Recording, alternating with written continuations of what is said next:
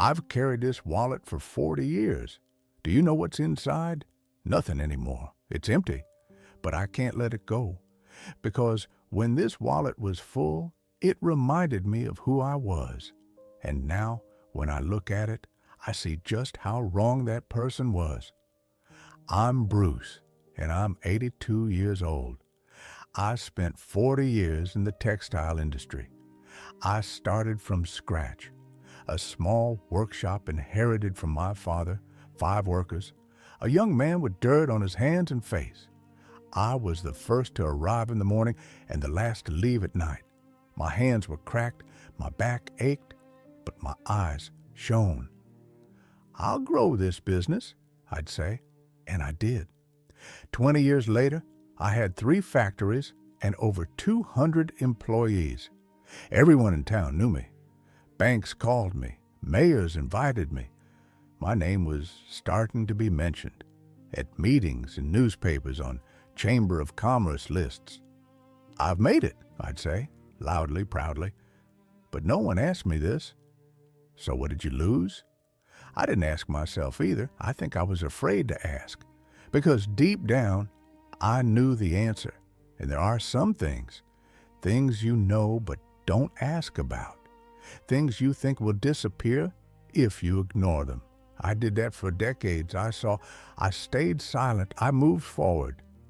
When I opened my first factory, my son was 5 years old. Back then, I'd leave home at 6 in the morning and return at 11 at night. I was at the factory on weekends too.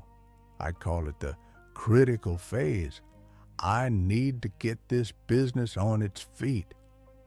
Machines would break down. I'd argue with suppliers.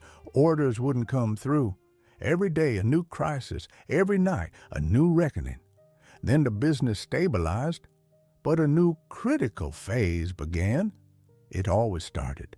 Every time I told myself, this is the last critical period. It never ended. My son grew up. He grew up in places I never saw. I don't remember his elementary school report card days. I didn't go to school, picnics. When he got sick, when he had a fever, when he cried at night, he found his mother by his side, not me. I lost those days to work, and work never gave those days back to me.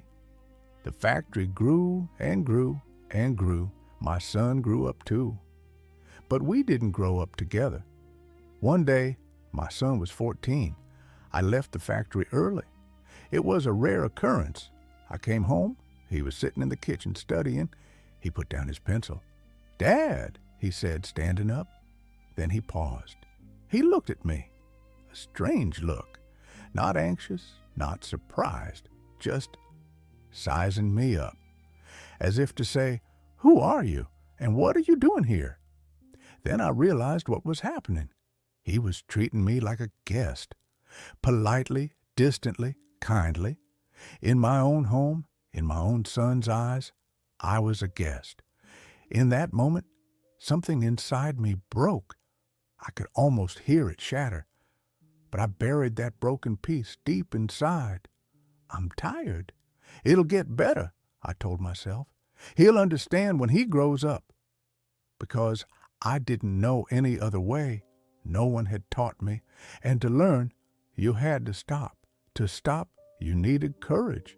And I didn't have that courage. At 55, I won the biggest contract of my life.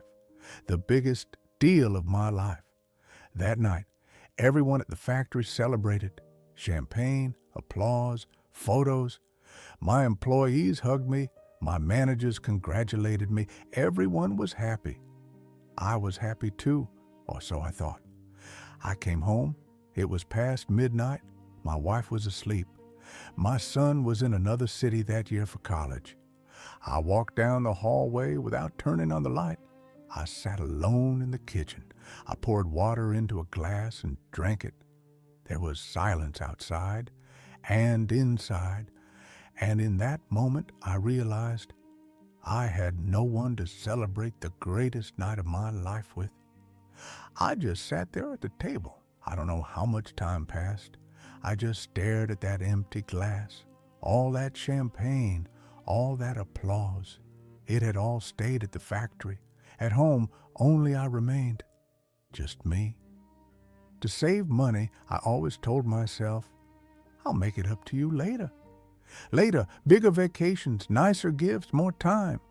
But life isn't built on later. Life is being able to slip into bed next to your wife that night and say, something big happened today. I wanted to celebrate with you. That's the warmth. That's holding hands. It's saying, you're here. I never said that. Until that night, I hadn't even realized it was missing. Do you know why now? Because for so long I'd come home as a winner. I'd forgotten how to even speak to say I'd won. That's when I understood. I was taught to make money. I wasn't taught to share. My father was like that too. My grandfather was too. They'd sit silently at the table, work, bring things home, but they wouldn't speak. Love wasn't something spoken of in our family. It wasn't something shown or felt either. It was simply assumed. They already understand, they'd say. The only thing I inherited was this. Earn, hold on to it, grow it. You'll figure out the rest later. Later never came. One day, when my son was 28, he called me. Dad, I need to talk to you. His voice sounded serious. It was different, neither angry nor sad, determined. We met at a cafe, a neutral place. Not at home, mind you, a place he'd chosen himself outside my territory. He explained he wanted to start his own business, needed capital, and was asking for my help. I was ready to give it to him. I even felt a sense of joy, something like, now I'm finally useful. I immediately said, sure, without asking for a figure, without setting any conditions. But he hadn't come to hear that, sure. He looked at me. It was a long, calm, weary look. Then he said, Dad, I don't want the money. I want you. I want you by my side. I want your advice. But for that, I need to know you, and I don't know you. I'd been a manager for 40 years. I'd negotiated with thousands of people, walked away from tough deals. But that day, standing before my 28-year-old son, I didn't know what to say. I clenched my hands under the table. I looked at my glass.